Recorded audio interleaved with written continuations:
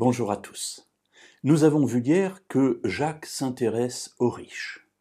Et le passage qui nous occupe au chapitre 5, versets 1 à 6 débute très mal. Malheur à vous, les riches. Alors continuons notre lecture, si vous le voulez, à partir du verset 3. Jacques continue sur sa lancée. Après avoir dit « Votre richesse est pourrie, vos vêtements sont mités », il ajoute « Votre or et votre argent sont rouillés, et leur rouille s'élèvera en témoignage contre vous et dévorera votre chair comme le feu. Vous avez amassé des trésors dans ces jours qui sont les derniers. » Alors plusieurs choses ici. L'or et l'argent rouillés, cela nous rappelle évidemment une parole de Jésus.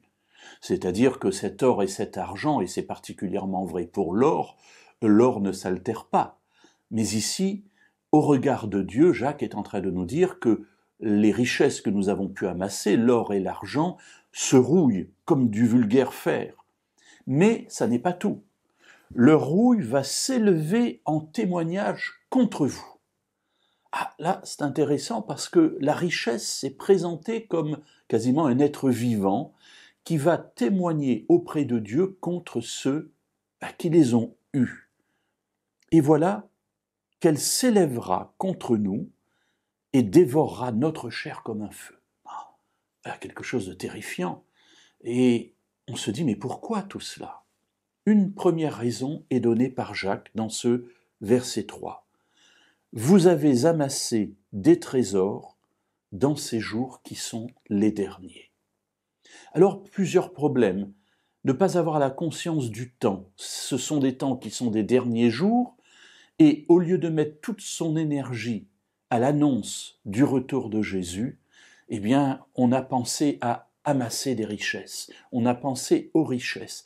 Mais pas qu'aux richesses, mais bien à amasser des richesses. Ici, Jacques souligne l'avidité.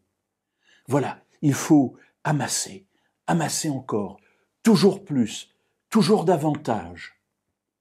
Pourquoi ? Pour avoir un trésor rempli, pour avoir de la quantité, et ne pas avoir, encore une fois, je le dis, conscience du temps dans lequel on se trouve.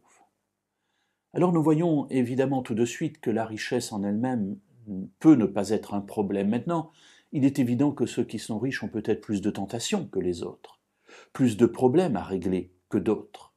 Mais ça n'est pas en soi le problème, mais c'est de se dire à quoi nous servent nos richesses ? À quoi a servi l'intelligence que Dieu m'a donnée si je n'ai passé mon temps qu'à amasser, amasser et amasser encore ? Alors nous verrons demain comment Jacques continuera sa réflexion.